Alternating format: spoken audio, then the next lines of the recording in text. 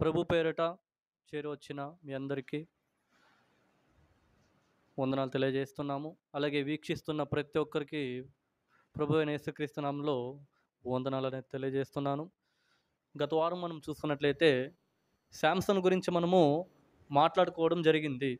శాంసన్ యొక్క పూర్తి చరిత్ర అనేది మనం ఏం చేస్తున్నాము, చర్చించుకోవడం జరిగింది. ఎందుకు చర్చించుకుంటున్నామంటే మన నాలుగో ఒక అంశం ఏంటి? జారత్వము లేదా కామతత్వము అనే ఒక విషయాన్ని మనము చర్చించుకోవడం జరిగింది. జారత్వంలో జారిపోయిన వాళ్ళు, కామతత్వంలో పడిపోయిన వాళ్ళ గురించి మనము చర్చించుకోవడం జరిగింది. మొదటి పాపం అనేది ఎక్కడ జరిగింది కూడా మనము చూసుకోవడం జరిగింది. మొదటి పాపం ఎక్కడ జరిగింది? ఏదైనా తోటలో జరిగింది. పాపులు ఎవరు? ఆదాము, హవ్వలు. అక్కడి నుంచి పాపం అనేది ఏమైంది? మొదలైంది. అప్పటి నుంచి ఇప్పటి వరకు అదేమవుతుంది? కంటిన్యూ అవుతుంది. దావీదు గారు ఏం చేశారు? జారత్వంలో ఆయన పడిపోయాడు. కామతత్వంలో ఆయన కూడా ఏమైనాడు? పడిపోవడం జరిగింది.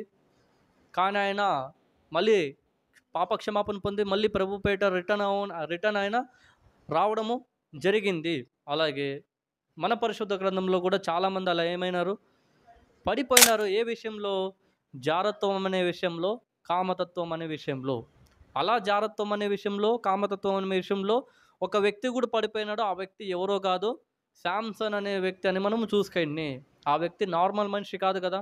ఆ వ్యక్తి చెప్పాను కదా నేను ఆల్రెడీ, మన పరిశుద్ధ గ్రంథంలో చరిత్రకారుల్లో అతను లాంటి బలవంతుడు ఎవ్వరు లేరు. అతను లాంటి బలవంతుడు. అలాగే ఫిలిప్తుల్ని నించున్న చోట ఏం చేశాడంటే గడగడలాడించాడంటే ఎవరు? ఈ శాంసన్ అనే వ్యక్తి. గాడిద పచ్చి దవడతో 1000 మందికి పైగా ఏం చేశాడు? ఆయన నాశనం చేయడం జరిగింది. అలాంటి బలవంతుడు, అలాంటి ఒక యోధుడు, అలాంటి ఒక వీరుడు జారత్వంలో ఆయన కూడా ఏమైనాడంట? పడిపోవడం జరిగింది. కామతత్వంలో ఆయన కూడా పడిపోవడము జరిగింది. మోహించడమే తప్పన్నాడు ఎవరు? మన ప్రభువైన యేసుక్రీస్తు. ఎవరైతే మోహపు చూస్తున్నారో వాళ్ళకి అప్పుడప్పుడే వాళ్ళ హృదయంలో వాళ్ళు ఏం చేస్తారంటే ఆమెతో వ్యభిచారం చేశారని ప్రభువైన యేసుక్రీస్తు చెబితే, ఈయన మోహపు చూపుతో చూసిందే కాక శాంసన్ గారు ఏం చేశారు? మోహించాడు ఒక స్త్రీని. దాని ద్వారా ఆయన పతనం అవడము జరిగింది. కానీ ఆయన ద్వారా మనకి మంచి ఎంత ఉంటుందో అంతే మనము ఆయన ఒక జీవితం ద్వారా మనం తెలుసుకున్న ఒక లెసన్ కూడా మనకు అంతే ముఖ్యం కదా. అందుని బట్టే ఈ యొక్క శాంసన్ చరిత్ర అనేది మనం తెలుసుకుంటున్నాము. గత వారం మనము శాంసన్ ఒక పుట్టుక రహస్యాన్ని అనేది మనం ఏం చేసాము? చూసుకోవడం జరిగింది. గత వారం మనం మొదటి భాగాన్ని మనం ఏం చేసుకున్నాము? చూసుకోవడం జరిగింది. మొదటి భాగంలో పుట్టుక రహస్యంలో శాంసన్ ఒక పుట్టుక రహస్యంలో మనం ఏం చూసుకున్నాము? ఇశ్రాయేల్ ప్రజలు మరలా దేవుని దృష్టిలో దోషులుగా ఎంచబడినప్పుడు ఇశ్రాయేల్ ప్రజల్ని ఎవరికి అప్పగించాడంటే దేవుడు? ఫిలిప్పీలకి ఆయన అప్పగించడం జరిగింది. ఫిలిప్పీలకి 40 ఏళ్ల పాటు బానిసత్వంగా ఉన్నారంటే ఎవరితో? ఫిలిప్పీలతో. ఎవరు? ఇశ్రాయేల్ ప్రజలు. ఇశ్రాయేల్ ప్రజలు ఎవరంటే దేవుని ప్రజలు. ఎందుకు అప్పగించాడంటే దేవుని దృష్టికి వాళ్ళు మరలా ఏమైనారంట? దోషిగా ఎంచబడ్డారు కాబట్టి. ఆ కాలంలోనే ఒక మనుషుడు ఉన్నాడు. ఆ మనుషుడు దాను వంశస్థుడు, జోర్యా పట్టణస్థుడు. అతని పేరు మనోహ. ఆ మనోహకు ఒక భార్య ఉంది. ఆ భార్యకి ఒక లోపం ఉంది. ఆ లోపమే గొడ్రాలుగా పిలువబడుతున్న ఆ ఒక్క స్త్రీకి దేవుని దూత ప్రత్యక్షమయ్యి, ఇదిగో నువ్వు గొడ్రాలు కదా, నీకు నేనేం చేస్తున్నాను ఇప్పుడు? నువ్వు కుమారుని కంటావు. నువ్వు గర్భవతివి. ఎవరిని కందువు? కుమారుని కందువు అని ఇక్కడ ఆ యెహోవా దూత వచ్చి ఆ స్త్రీతో సెలవివ్వడం జరిగింది. అలాగే ఆ సమయంలో నువ్వు మద్యంనే కానీ, అలాగే ద్రాక్షరసంనే కానీ, ఎటువంటి అపవిత్రమైన ఏ ఒక్క పదార్థం కానీ నువ్వేం చేయకూడదు, తినకూడదు అనేది కూడా ఆ దూతనే సెలవిస్తుంది. అంతేకాదు ఆ బిడ్డ పుట్టినది మొదలుకొని పోయేంత వరకు ఆ బిడ్డ నాజీరు చేయబడ్డారు. ఎవరి యందు? దేవుని యందు. అలాగే ఆ బిడ్డ తలపైన ఏం వేయకూడదు? మంగళకత్త అనేది వేయకూడదు. ఎందుకంటే ఆ బిడ్డ పుట్టినది మొదలుకొని పోయేంత వరకు నాజీరు చేయబడ్డాడు. ఎవరి యందు? దేవుని యందు. కాబట్టి ఆ బిడ్డ అలాగే ఉండాలి. ఎలాగా? వెంట్రుకలు అనేది తీయకూడదు. అలాగే దేవుని యందు ఏమవ్వాలా? పెరగల్లా. ఇప్పుడు శాంసన్కి ఒక పవర్ అనేది మనకు తెలిసిపోయింది. ఎక్కడుంది ఆయనకి పవరు? ఆయనకి పవరు ఆయన వెంట్రుకలో ఉంది. ఆ వెంట్రుకలు పోతే ఆయన పవర్ అనేది మొత్తము పోతుంది. అంటే దాని ఉద్దేశం ఏంటి? అందుకే అక్కడ దేవుని దూత ఏం సెలవిచ్చింది? మంగళకత్తి అనేది వేయకూడదు. ఒకవేళ వేస్తే ఆయన పవర్స్ అన్నీ ఏమవుతాయి? వెళ్ళిపోతాయి. అలాగే ఆ స్త్రీ మనోహ దగ్గరికి వచ్చి మాట్లాడడం జరిగింది. మనోహ అప్పుడు నమ్మలేదు. తర్వాత మనోహకి అలాగే ఆ స్త్రీకి మరలా ఆ దేవుని దూత ప్రత్యక్షమే మాట్లాడిన తర్వాత అప్పుడు మనోహ నమ్మి, తర్వాత న్యాయాధిపతుల గ్రంథం 13వ అధ్యాయం 24వ వచనంలో ఏముంటుందంటే, అప్పుడు ఆ ఒక్క గొడ్రాలుగా ఉంటున్న స్త్రీ గర్భవతి ఎవరిని కనిందప్పుడు? శాంసోన్ని కనింది అనేది 24వ వచనంలో మనకి కనపడుతుంది. ఇంతవరకు మొదటి భాగం అనేది మనము చూసుకున్నాం. ఇప్పుడు రెండో భాగాన్ని మనం ఏం చేద్దాము? రెండో భాగాన్ని మనము చూసుకుందాం. ఏంటి ఆ రెండో భాగము? ప్రభువైన యేసుక్రీస్తు గారు మనకేం సెలవు చేస్తారు?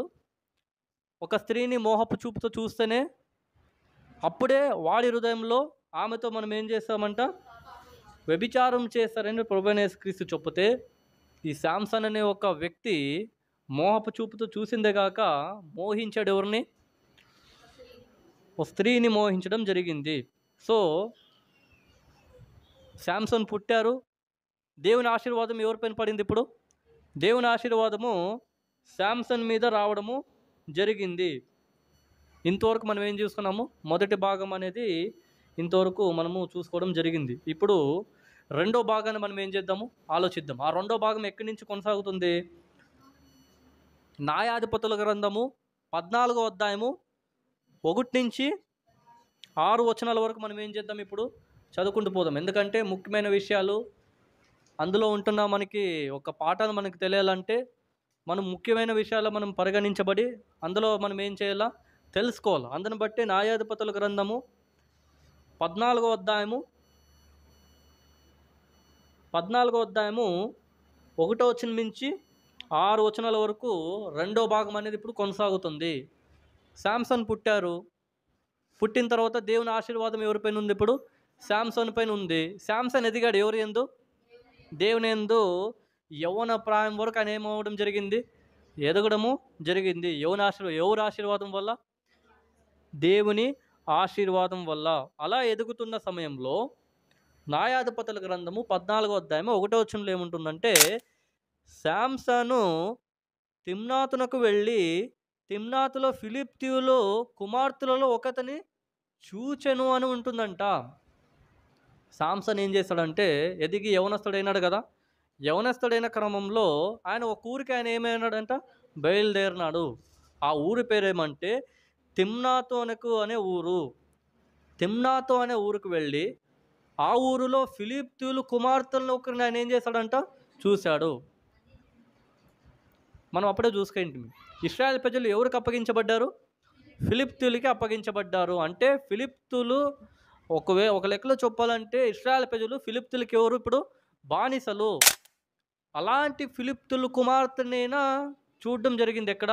తిమ్నాతు అనే ఒక ఊరిలో.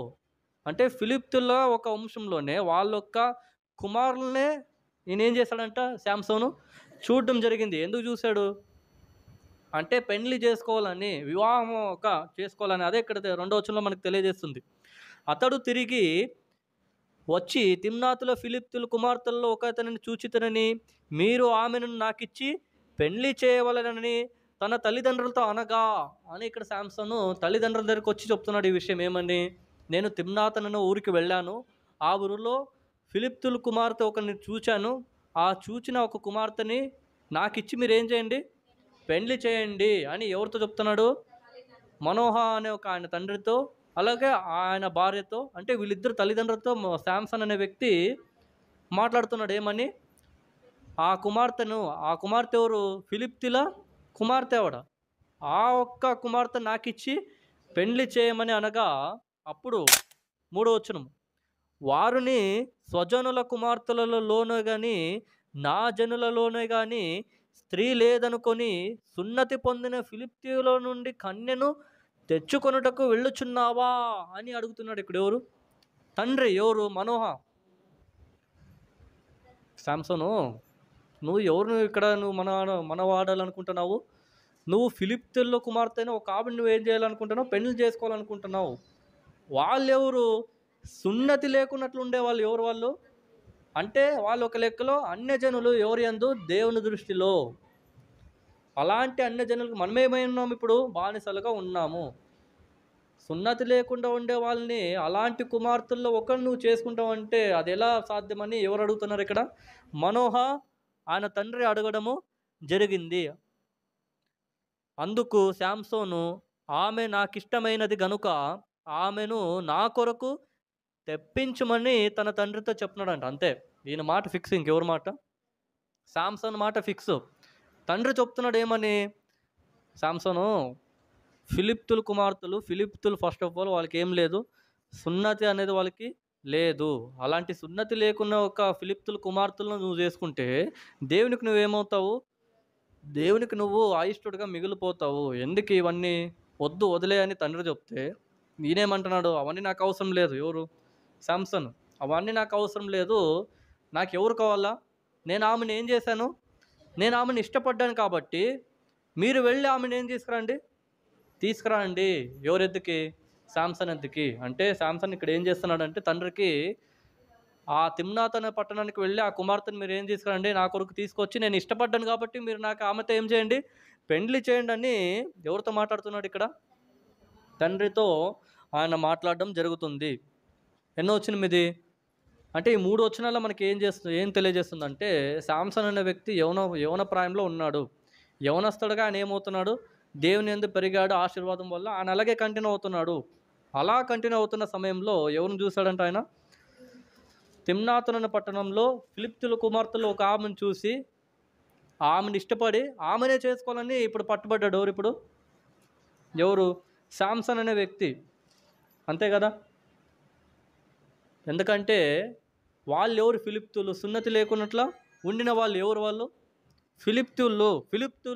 ఇశ్రాయేల్ ప్రజలు ఫిలిప్తుల దగ్గర ఎలా ఉన్నారంట? బానిసత్వంగా ఉండిన వాళ్ళు. అలాంటి వాళ్ళకి అలాంటి కుమార్తె మనకు అవసరమా అని ఇక్కడ మనోహ ఏమంటున్నాడు? ఇక్కడ మనోహ ఆయన సెలవు ఇవ్వడం జరుగుతుంది. అలాగే ఎన్నో వచ్చింది ఇప్పుడు? అదే న్యాయాధిపతుల గ్రంథము 14వ అధ్యాయము 4వ వచనము. అయితే ఫిలిప్తులకి ఏమైనా చేయుటకే యెహోవా చేత అతడు రేపబడున్న మాట అతని తల్లిదండ్రులు తెలుసుకొనవలేదు. ఆ కాలమున ఫిలిప్తీయులు ఇశ్రాయేలీయులను ఏలుచుండిరి. ఇది మనం చూస్తున్నాం కదా. మనోహ ఎందుకు వద్దంటున్నాడంటే ఫిలిప్తుల్ని ఏలుతున్నారంటే ఎవరిని? ఇశ్రాయేల్ని. ఫిలిప్తుల్ని ఇశ్రాయేలు ఏం చేస్తున్నారు? ఏలుతున్నారు. ఇశ్రాయేలు ఫిలిప్తుల దగ్గర బానిసత్వంగా ఉన్నారు. మనకెందుకు ఈ తిప్పులు? అలాంటి కుమార్తెలో నీకు ఆ కుమార్తె నీకు ఇష్టమైందంటే ఆ కుమార్తెను వదులుకో. ఎందుకంటే ఇశ్రాయేల్ ప్రజలందరూ ఎవరి దగ్గర బానిసత్వంగా ఉన్నారు ఇప్పుడు? ఫిలిప్తుల దగ్గర బానిసత్వంగా ఉన్నారు. వాళ్ళు ఏలుతున్నారు ఎవరిని? ఇశ్రాయేల్ ప్రజల్ని. అవసరమా అని అంటున్నాడు ఎవరు ఇక్కడ? మనం. కానీ నాకు అవసరం లేదు, నాకు ఆ కుమార్తెనే కావాలా, ఆమె దగ్గర నాకు పెళ్లి చేయండి అని ఈయన కోరుచున్నాడు. ఎవరు? ఈ శాంసన్ అనే వ్యక్తి. అలాగే 5వ వచనము. అప్పుడు శాంసను తన తల్లిదండ్రులతో కూడా తిమ్నాతునకు పోయినాడంటే ఎవరు? శాంసన్. ఇప్పుడు బయలుదేరినారు. ఇంక వినలేదు కదా ఎవరు? శాంసన్ అనే వ్యక్తి వినలేదు. తల్లిదండ్రులు చెప్పిన మాట వినలేదు. ఇంకా తల్లిదండ్రులు కూడా ఏం చేస్తారు? కుమారుడు ఏం చెప్తే ఇంక పిల్లల సంతోషమే ఆయన సంతోషం అని అనుకొని తిమ్నాతుకు బయలుదేరినారంట. ఎవరు ఇప్పుడు? తల్లిదండ్రులు. శాంసన్ తండ్రి అలాగే శాంసన్ వీళ్ళు ముగ్గురు ఎక్కడ బయలుదేరినారు? తిమ్నాత్ అనే ఊరికి బయలుదేరడం జరిగింది. అలా బయలుదేరుతున్న క్రమంలో ఏమైంది? అలాగే కంటిన్యూ. తిమ్నాతుకు ద్రాక్ష తోటల వరకు వచ్చినప్పుడు కొదమ సింహము అతని ఎదుటకు బొబ్బరించుచు వచ్చాను అంట. ఎవరి ఎద్దుకు? వీళ్ళు తిమ్నాత్ అనే పట్టణానికి వీళ్ళు ఏమవుతున్నారు? వెళుతున్న క్రమంలో ద్రాక్ష తోటల వరకు వాళ్ళు ఏమైనారంట? ఎంటర్ అయినారు. అలా ఎంటర్ అవుతున్న సమయంలో ఒక కొదమ సింహం అంట. అది మామూలు సింహం కూడా కాదంట. ఎలా సింహం అనేది? ఒక కొదమ సింహము బొబ్బరించుకుంటూ వచ్చిందంట. ఎవరెద్దుకి? వీళ్ళ ఎద్దకి, ఎవరి ఎద్దకి? ఈ శాంసన్ ఎద్దకి, అలాగే వాళ్ళ తల్లిదండ్రుల ఎద్దకి. ఏమైంటుంది అప్పుడు? శాంసన్ దానికి భయపడి పారిపోవడం జరిగిందా? ఎందుకంటే అది మామూలు సింహం కాదని తెలియజేస్తుంది. కొదమ సింహం అంటే దగ్గర దగ్గర ఎంత అడుగులు, చాలా ఒక బలంగా ఉంటుంది ఆ సింహము. చాలా బలవంతమైన సింహము, చాలా పొడవుగా ఉంటుంది అప్పుడు సింహం. అప్పుడు కాలంలో సింహాలు అనేది ఇంకా భయంకరంగా ఉంటాయి. అందుకే ఇక్కడ ఈ బైబిల్ గ్రంథం అనేది ఏం తెలియజేస్తుంది? కొదమ సింహం అని తెలియజేస్తుంది. కొదమ సింహాన్ని ఏం చేస్తాడప్పుడు? అదే 6వ వచనం. యెహోవా ఆత్మ అతనిని ప్రేరేపింపగా అతని చేతుల్లో ఏమీ లేకపోయినను ఒకడు మేకపిల్లను చీల్చినట్లు అతడు దానిని చీల్చనంటే ఎవరు? శాంసను. ఎందుకు చీల్చినాడంటే దానికి ముఖ్య కారణము యెహోవా ఆత్మ ఎవరిని ప్రేరేపించిందంట? శాంసన్ని ప్రేరేపించింది. అంటే యెహోవా ఆత్మ ఎవరిపైన వచ్చింది ఇప్పుడు? శాంసన్ పైన రావడం వలన ఆ కొదమ సింహము శాంసన్ కంటికి ఎలా కనపడిచ్చిందంట? ఒక మేక పిల్లలా కనపడిచ్చిందట. ఎవరి యందు? శాంసన్ యందు. అందుకే ఒక మేక పిల్లని ఎలాగైతే చీలుస్తాడో ఆ సింహాన్ని కూడా ఆయన ఏం చేశాడంట? సింహం కాదది. ఎలాంటి సింహం అంటే అది కొదమ సింహం అది. అలాంటి కొదమ సింహాన్ని మేక పిల్లని చీల్చినట్లు చీల్చాడంటే ఆయన బలం అనేది ఇక్కడ మనకి తెలిసిపోతుంది. ఆయన ఎంత బలవంతుడో, ఎంత క్రూరుడో, ఎంత ఒక వీరుడు అనేది ఆయన మనకి అక్కడే తెలిసిపోతుంది. మన సింహాన్ని చూస్తేనే మనం ఏమవుతాము? వెళ్ళిపోతాం. సింహం అరుస్తేనే మనము చెవులు ముచ్చుకుంటాం. ఉంది కదా, సింహం దగ్గర మనం ఏం చేయకూడదంటే సింహం దగ్గర మనం ఎప్పుడు కళ్ళు పెట్టి కళ్ళు చూడకూడదు.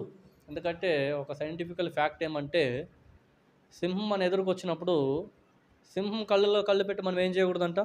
చూడకూడదు. ఎందుకంటే సింహము తనకు తను ఏమనుకుంటుంటుందంటే నేను రాజు. అడవికి రాజు ఎవరు? అడవికి రాజు సింహం కాబట్టి, నేను రాజు కాబట్టి నా రాజు అయిన నేను నా కళ్ళలో కళ్ళు పెట్టి ఎవరు చూడకూడదు. ఒకవేళ చూస్తే అప్పటికప్పుడు అది ఏం చేస్తుంది? అటాక్ చేస్తుంది. కాబట్టి ఒకవేళ మనకి సింహం అనే ఎదురైనప్పుడు ఆ సింహంలో మనం ఏం చేయకూడదంట?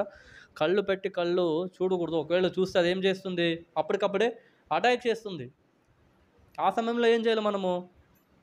పారిపోతే కూడా ఏమవుతుంది అది? పారిపోయినా కానీ అది పట్టుకొని మరి ఏం చేస్తుంది? దీన్ని 2 భాగాలుగా చేస్తుంది. అలాంటప్పుడు మనం ఏం చేయాలా? మనం ఏం చేయాలంటే ఆ క్రమంలో సింహానికి ఏం చేయాలంట? లొంగిపోవాలంట. సింహానికి మనం లొంగిపోయి దానికి మోకాలేసి సాగిలపడాలంట. దేవుడేమన్నాడు? పైన ఆకాశం అందనే కానీ, భూమి అందే అయినా కానీ, భూమి కింద ఉన్న నీళ్ళ అందను కానీ, ఏ రూపంగా నువ్వేం చేయకూడదు? సాగిలపడకూడదని దేవుడు అంటే, ఇప్పుడు సింహానికి మనం సాగిలపడొచ్చా? ప్రాణాన్ని కాపాడుకోవాలంటే ఏం చేయాలి మనము? సాగిలపడాల్సిందే, తప్పదు. లేదు నేను శాంసన్ లాగా పోయి ఎదిరించి ఆ సింహాన్ని చీలుస్తానంటే అది చీల్స్తుంది. అదే నిన్నేం చేస్తుంది? చీలుస్తుంది. శాంసన్ లాంటి బలవంతులు మనము కాదు. ఎందుకు? శాంసోనికి దేవుని ఆత్మ ఏమైందంట? ప్రేరేపించబడింది కాబట్టి శాంసన్ ఏం చేశాడు? ఆ సింహాన్ని చీల్చడం జరిగింది. మనము మన దేవునికి దేవుడు దేవుని ఆత్మ మన పైన ప్రేరేపించబడిందా? లేకపోతే శాంసన్ లాంటి మనం బలవంతులమా అని మనం ఏం చేయాలి? ఇప్పుడు ఆలోచించుకోవాలా. సో అలాగే ఎన్నో వచనము? 6వ వచనం అయింది కదా. అలాగే 7వ వచనం, సరే 6వ వచనం.